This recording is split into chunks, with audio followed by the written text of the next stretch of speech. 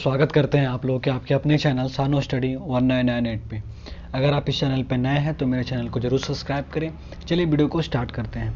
आज हम बात करेंगे एक क्लब मॉडल रेसिडेंटल स्कूल के बारे में दोस्तों, जिसका फॉर्म का डेट है वो आज से स्टार्ट हो चुका ऑनलाइन के बारे में। आज हम इस वीडियो में बहुत सारी जानकारी प्राप्त करेंगे दोस्तों कि उसका क्या क्या एलिजिबिलिटी है। पहला चीज़ हम लोग ये बात करेंगे, एज के बारे में बात करेंगे, फ़ी के बारे में बात करेंगे, पोस्ट के बारे में बात करेंगे और जो है स्टेट वाइज पोस्ट के बारे में बात करेंगे दोस्तों, सब्जेक्ट वाइज पोस्ट के बारे में। ठीक है, स्टेट वाइज जो कि सब्जेक्ट वाइज पोस्ट आएगा उस चीज़ के बारे में बात करने वाले हैं। तो आप वीडियो में बने रहें। वीडियो को स्टार्ट करते हैं। आपको यहाँ पे पूरी जानकारी मिलेगी। इस वीडियो को देखने के बाद आपको कोई और भी वीडियो देखने की ज़रूरत नहीं पड़ेगी। चलिए दोस्तों, वीडियो को हम स्टार्ट करते हैं। अगर हम बात कर लें ऑनलाइन एप्लीकेशन के बारे में, तो सबसे पहले दोस्तों जो ऑनलाइन एप्लीकेशन आप लोगों को पता है कि ये 1 अप्रैल 2021 से स्टार्ट हो चुका है, यानी कि आज से स्टार्ट हो चुका है। और जो ये है ये 1 मई 2021 को इसका लास्ट डेट है। ओके, अब हम बात कर लें अगर एग्ज़ाम डेट के बारे में, तो जो नोटिफिकेशन दिया गया है उसमें एग्ज़ाम डेट के बारे में बताया गया है कि ये लास्ट मई में आप लोगों का जो है एग्ज़ाम लिया जाएगा। अगर लास्ट मई में किसी कारणवश एग्ज़ाम नहीं हो पाया तो ये एग्ज़ाम हेल्ड हो जाएगा आप लोगों का कब, 1 जून को आप लोगों का जो है एग्ज़ाम हो जाएगा। ओके, चलिए वीडियो को आगे बढ़ाते हैं और हम बात करते हैं रिजल्ट डेट के बारे में। तो दोस्तों जो रिजल्ट डेट है उससे रिलेटेड कोई भी बात नोटिस में नहीं लिखी गई है। सिर्फ बताया गया है कि जो आपका रिजल्ट है वो NTA के वेबसाइट पे अपलोड हो जाएगा, ये बताया गया है। ठीक है दोस्तों, बट जैसे एग्ज़ाम कंप्लीट होता है मैं आप लोगों को भी बता दूंगा कटअप कितनी रहने वाली है और रिजल्ट कितनी रहेगी। चलिए वीडियो को स्टार्ट आगे बढ़ाते हैं और सबसे पहले बात कर लेते हैं दोस्तों हम लोग कि जो पे लेवल है वो कितनी रहेगी। तो आप यहाँ पे देख सकते हैं कि जो प्रिंसिपल की पे लेवल है आप देख सकते हैं यहाँ पे 78,880 से लेके 2,09,200 है। आप यहाँ पे देख सकते हैं। वाइस प्रिंसिपल के देख सकते हैं लेवल 10 है। पोस्ट ग्रेजुएट का देख सकते हैं वो आप यहाँ पे, और TGT जिसे ट्रेंड ग्रेजुएट टीचर बोला जाता है, इस चीज़ के बारे में आप यहाँ पे देख सकते हो दोस्तों। चलिए हम आगे बढ़ते हैं और बात करते हैं टोटल वैकेंसीज़ के बारे में। क्वेश्चन का लेवल तो एग्ज़ाम के समय आने समय मैं बता दूंगा। टोटल वैकेंसीज़ के बारे में अगर हम बात कर लेते हैं आगे, वीडियो को आगे बढ़ाने से पहले, उससे पहले हम पैटर्न के बारे में देख लेते हैं। अगर आपने प्रिंसिपल के लिए अप्लाई किया दोस्तों, अगर आपने प्रिंसिपल के लिए अप्लाई करने जा रहे हो तो आपको जो जनरल इंग्लिश का 10 क्वेश्चन आएंगे, जनरल हिंदी का 10 क्वेश्चन आएंगे, और जनरल नॉलेज और करंट अफेयर्स का 10 क्वेश्चन आएंगे, लॉजिकल रीजनिंग का 10 क्वेश्चन आएंगे, और कंप्यूटर लिटरेसी का 10 क्वेश्चन आएंगे, और जो क्वांटिटेटिव एप्टीट्यूड टेस्ट है जिन्हें मैथ भी बोला जाता है उसके आपके 10 क्वेश्चन आएंगे। और जो एकेडमिक से रिलेटेड है वो आप लोगों का बहुत ही बड़ा फैक्टर यहाँ पे साबित होगा, ये 30 नंबर के आएंगे, और एडमिनिस्ट्रेशन फाइनेंस जो आपका 70 नंबर के आएंगे। तो टोटल 160 क्वेश्चन हो जाएंगे दोस्तों। आप लोग सभी को पता है 160 क्वेश्चन, और ये जो टोटल क्वेश्चन होगा मैं आप लोगों को बता दूं 160 क्वेश्चन होंगे, 160 नंबर का होंगे। ठीक है दोस्तों, ओके। उसके बाद जो है 40 नंबर का इंटरव्यू होगा प्रिंसिपल के लिए। अगर हम बात कर ले अब वाइस प्रिंसिपल के लिए, अब यहाँ पे हम बात करते हैं वाइस प्रिंसिपल के लिए, तो वाइस प्रिंसिपल का भी सेम चीज़ है दोस्तों। 160 नंबर का क्वेश्चन होगा, 160 क्वेश्चन होंगे उसमें। अब जनरल इंग्लिश की बात करें तो इसमें 10 क्वेश्चन आएंगे, जनरल हिंदी की बात करें तो इसमें भी 10 क्वेश्चन रहेंगे, जनरल नॉलेज और करंट अफेयर की बात करें तो 10 क्वेश्चन रहेंगे, लॉजिकल रीजनिंग में 10 क्वेश्चन रहेंगे, और कंप्यूटर लिटरेसी में 10 क्वेश्चन रहने वाले हैं। उसके बाद बात करें क्वांटिटेटिव एप्टीट्यूड के बारे में तो ये भी 10 नंबर के रहेंगे। और जो एकेडमिक है यहाँ पे एकेडमिक 60 नंबर का दिया गया है, वहाँ पे 30 नंबर का दिया गया था, यहाँ पे 60 नंबर का दिया गया है। और जो एडमिनिस्ट्रेशन एंड फाइनेंस है वो सिर्फ 40 नंबर का यहाँ पे रहेगा। ओके, चलिए अब वीडियो को आगे बढ़ाते हैं और बात करते हैं कि अगर आप PGT के लिए अप्लाई कर रहे हो तो आपके लिए एग्जाम पैटर्न क्या रहेगा। अगर आप PGT के लिए अप्लाई कर रहे हो दोस्तों तो इसमें भी इंटरव्यू दिया गया है।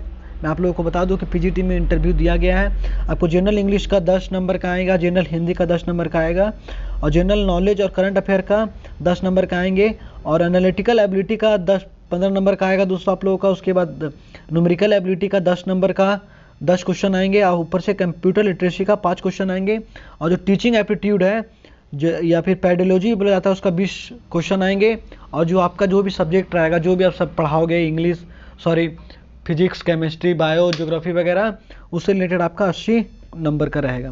तो टोटल आपको यहाँ पे भी 160 नंबर का 160 क्वेश्चन हो जाएंगे और 40 नंबर आप लोगों का इंटरव्यू में होगा, यानी कि टोटल जो आपको है वो 200 नंबरों का एग्जाम होगा। चलिए बात करेगा टीजीटी के बारे में। तो टीजीटी में जो दोस्तों आप लोगों का जो है वो 180 मार्क्स का होगा। टीजीटी मैं आप लोगों को बता दूं 180 मार्क्स का होगा और इसमें इंटरव्यू नहीं होगा, इसमें इंटरव्यू नहीं होगा। बाकी सब एग्जाम में आप लोगों को पता है कि इंटरव्यू दिया हो रहा था, बट इसमें जो टीजीटी है उसमें इंटरव्यू नहीं होगा। चलिए पैटर्न के बारे में बात कर लेते हैं। अगर आप जनरल इंग्लिश से बिलोंग करते हो, जनरल इंग्लिश का जो पेपर है सॉरी वो 10 नंबर का रहेगा, 10 क्वेश्चन। जनरल हिंदी की बात करें तो 10 नंबर का 10 क्वेश्चन। जनरल नॉलेज और जनरल करंट अफेयर्स का 10 क्वेश्चन 10 नंबर का। एनालिटिकल एबिलिटी का 15 क्वेश्चन 15 नंबर का। ऊपर से न्यूमेरिकल एबिलिटी जो दोस्तों वो 5 क्वेश्चन 5 नंबर का। अगर हम कंप्यूटर लिटरेसी की बात करें तो 5 नंबर का। उसके बाद अगर हम टीचिंग एप्टीट्यूड या पेडोलॉजी की बात करें तो 20 नंबर का। और अगर हम सब्जेक्ट वाइज नॉलेज की बात करें जो आपकी सब्जेक्ट रहेगी वो 100 नंबर की रहेगी। तो मैं आप लोगों को एक बात बता दूं यहाँ से कि जो क्वेश्चन रहेगी आपको 1 नंबर की क्वेश्चन रहेगी, हर क्वेश्चन जो रहेगी वो 1 नंबर का क्वेश्चन रहेगा दोस्तों। और अगर आप रॉन्ग करते हो तो आपका 0.5 या 1/4 का मार्क्स कट होंगे। चलिए वीडियो को आगे बढ़ाते हैं और बात करते हैं कि एलिजिबिलिटी क्राइटेरिया और क्वालिफिकेशन क्या है, क्योंकि बहुत सारे लोगों को सब्जेक्ट में प्रॉब्लम हो रही थी। अगर आप प्रिंसिपल बनना चाहते हो तो सबसे पहले जो आपकी एज लिमिट है वो 50 से ज़्यादा नहीं होनी चाहिए। जो यहाँ पे एज लिमिट दी जाती है वो अनरिजर्व कैटेगरी को मान के दी जाती है। मैं आगे के स्लाइड में ये भी बात करूँगा कि इन्हें कितना रिजर्वेशन मिला है, एज रिलैक्शन मिला हुआ है। चलिए बात करते हैं। अगर आपको प्रिंसिपल बनना है तो आपको मास्टर डिग्री चाहिए। आपको कोई भी यूनिवर्सिटी कोई भी इंस्टीट्यूट चलेगी दोस्तों, बट मास्टर डिग्री आप लोगों के पास होनी चाहिए। सेकेंड थिंग जो है बीएड की डिग्री होनी चाहिए।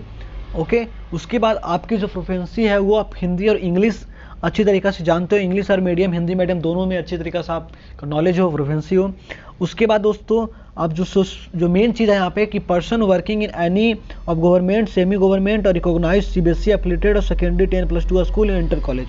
अगर आपको प्रिंसिपल बनना है तो या आप गवर्नमेंट स्कूल या सेमी गवर्नमेंट स्कूल या फिर वैसे सीबीएसई स्कूल जो कि रजिस्टर्ड है उसमें आप कार्यरत हों, इंटर कॉलेज में आप काम करते हों। ओके, उसके बाद हम बात कर लें कि आपको होल्डिंग एनोलॉजिस्ट पोस्ट 4 और 10 साल का एक्सपीरियंस होना चाहिए, टीचिंग एक्सपीरियंस होना चाहिए, वो चाहे वाइस प्रेसिडेंट में या पीजीटी में या टीजीटी में। ठीक है दोस्तों, in recognise high school, higher secondary school और सीनियर सेकेंडरी स्कूल। आप लोगों को इतना 4 चीज़ होने के बाद मैं आप लोगों को बता दूँ तो यहाँ पे कि अगर आप लोगों को मास्टर्स की डिग्री, उसके बाद बीएड की डिग्री, उसके बाद आपको हिंदी और इंग्लिश दोनों आने चाहिए।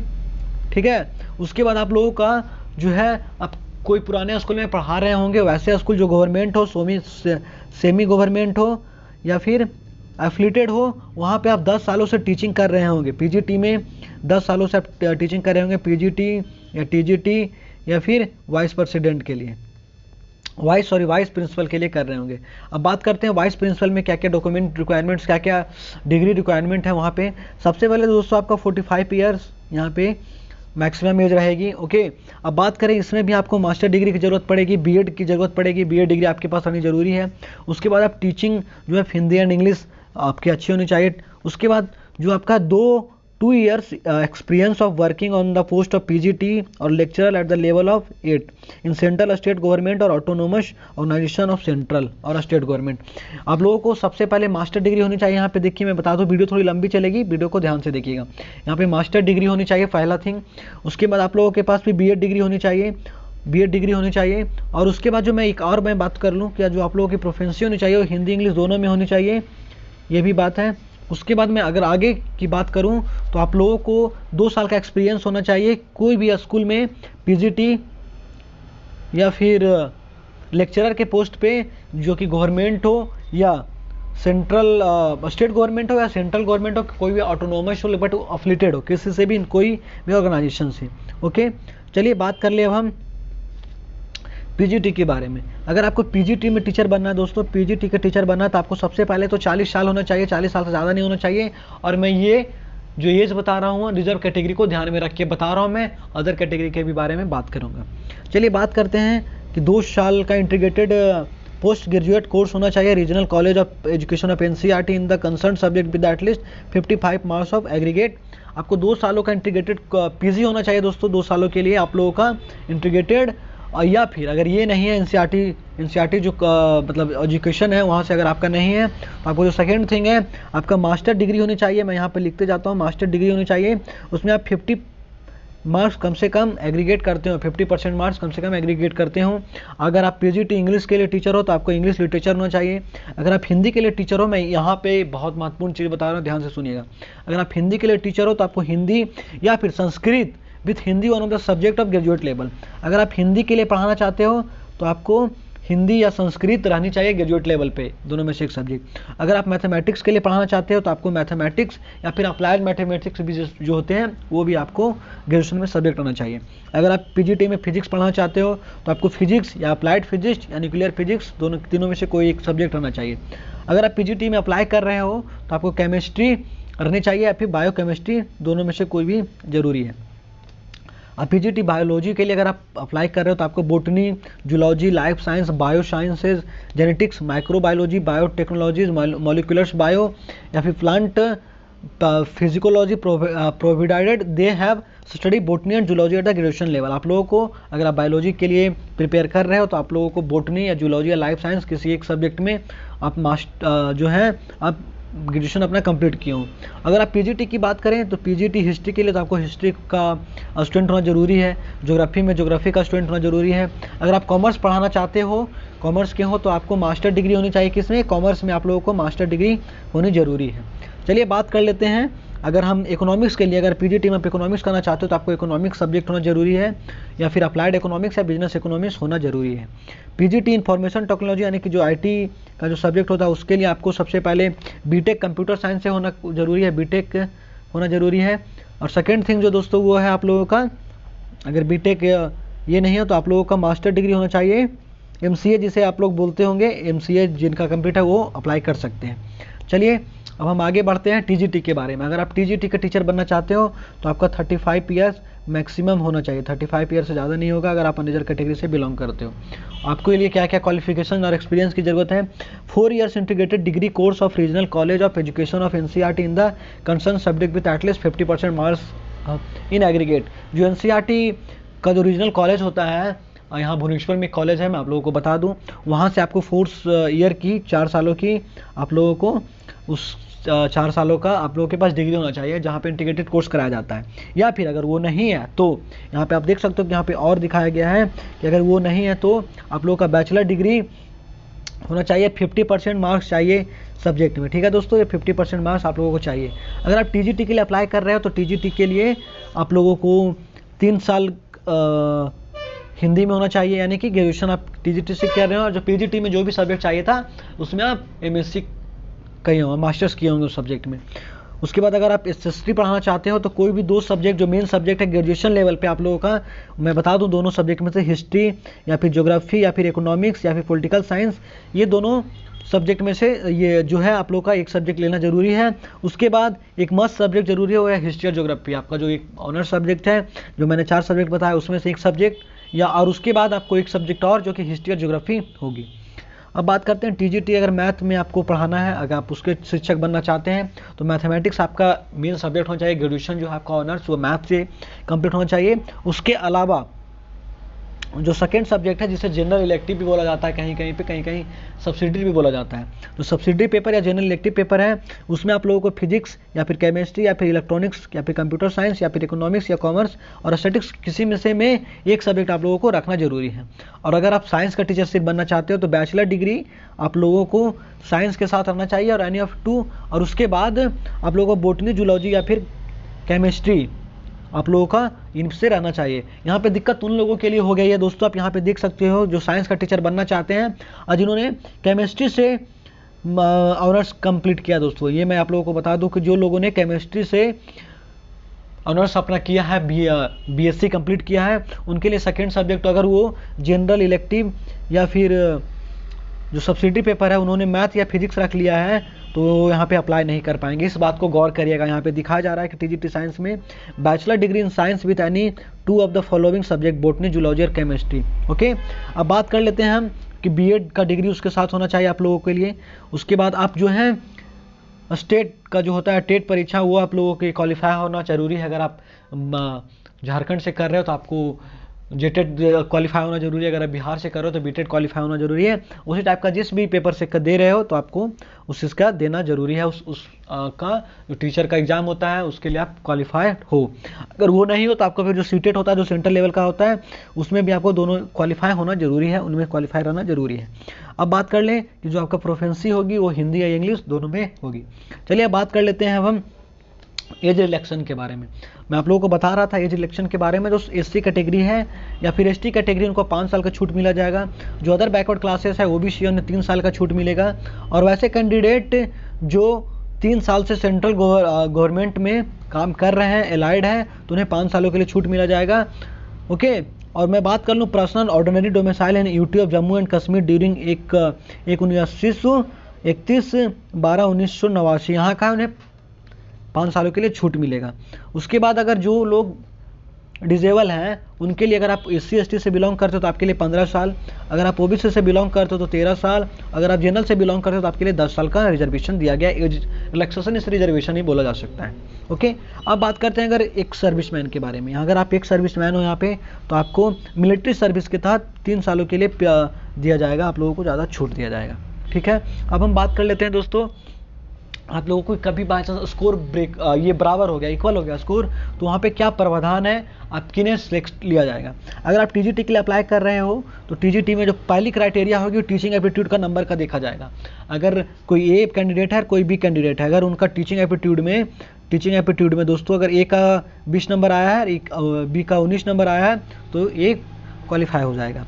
वैसे ही पीजीटी में भी देखा जाएगा, अगर ये दोनों नंबर अगर इक्वल हो गए, अगर जो है टीजीटी और पीजीटी में दोनों का नंबर 20-20 हो गया, तो जो सेकेंडरी सब्जेक्ट देखा जाएगा वो देखा जाएगा आप लोग का एनालिटिकल सब्जेक्ट देखा जाएगा। ओके। एनालिटिकल सब्जेक्ट में किसका ज़्यादा कम है। अब अगर हम बात करें वाइस प्रिंसिपल और प्रिंसिपल के बारे में अगर हम बात करें तो जो पहला सब्जेक्ट है वाइस प्रिंसिपल का वो देखा जाएगा एकेडमिक आपका में कितना नंबर है, एकेडमिक में जो भी नंबर है आप लोगों का उसमें सबसे ज़्यादा किसका है। अगर वो इक्वल हो गया उसके बाद आप लोगों का एडमिनिस्ट्रेशन फाइनेंस देखा जाएगा। और जो प्रिंसिपल है उसमें पहला पेपर आप लोगों का एडमिनिस्ट्रेशन फाइनेंस देखा जाएगा, उसके बाद दूसरा लॉजिकल रीजनिंग देखा जाएगा। मैं आप एक चीज़ और बता दूं, अगर ऐसा हो कि जो टीजीटी के लिए अप्लाई कर रहे हैं ए स्टूडेंट और बी स्टूडेंट, उनका जो है पहला पेपर जो कि टीचिंग एप्टीट्यूड है वहाँ भी इक्वल, यहाँ भी 20 में से 20 आ गया दोनों का। उसके बाद जो सेकंड थिंग है कि एनालिटिकल एबिलिटी जो है वहाँ भी दोनों का 20-20 नंबर आ गया। तो इस केस में क्या होगा, तो इस केस में दोस्तों आप लोगों के लिए एज का माध्यम से मिलेगा। जो लोग भी सीनियर होंगे, ओके, जो लोग भी सीनियर होंगे उन्हें आप रख लिया जाएगा और बाकी लोग जो लोग बचेंगे उन्हें मेरिट आउट कर दिया जाएगा। ओके। और प्रिफेयर दिया जाएगा। यहाँ पे पहली का जो क्राइटेरिया अगर मेल दोनों हैं तो ओके, अगर मेल दोनों हैं तो सबसे पहले एज का से दिखा जाएगा। उसके बाद अगर दोनों का एज सेम हो गया, अगर मैं यहाँ पे ए है यहाँ पे बी है, ये मेल कैंडिडेट है ये फीमेल कैंडिडेट है, दोनों का एज अगर देखा गया है दोनों 30-30 हो गया। अगर ये 30 है ये 29 है तो इन्हें लिया जाएगा, बट अगर ये 30-30 दोनों हो गए तो फीमेल को प्रिफेयर कर दिया जाएगा। ओके। चलिए बात कर लेते हैं अब हम टोटल वैकेंसीज के बारे में। तो आप यहाँ पे वीडियो पॉज करके आप आराम से वैकेंसी देख लीजिएगा। मैं आप लोगों को एग्जांपल दे देता हूँ एक। अगर आप आंध्र प्रदेश की बात करें तो यहाँ पे प्रिंसिपल की जो टोटल वैकेंसीज है वो 14 है, वाइस प्रिंसिपल की 6 वैकेंसीज है, पोस्ट ग्रेजुएट यानी कि पीजीटी की एक भी वैकेंसी यहाँ पे नहीं है, टीजीटी यानी कि ट्रेंड ग्रेजुएट टीचर के 97 वैकेंसीज हैं, टोटल 117 वैकेंसीज। आप यहाँ पे वीडियो आराम से पॉज कीजिएगा। मैं अब पॉज करने के बाद अब यहाँ पे आराम से स्क्रीनशॉट लेके आप पढ़ सकते हो उसे।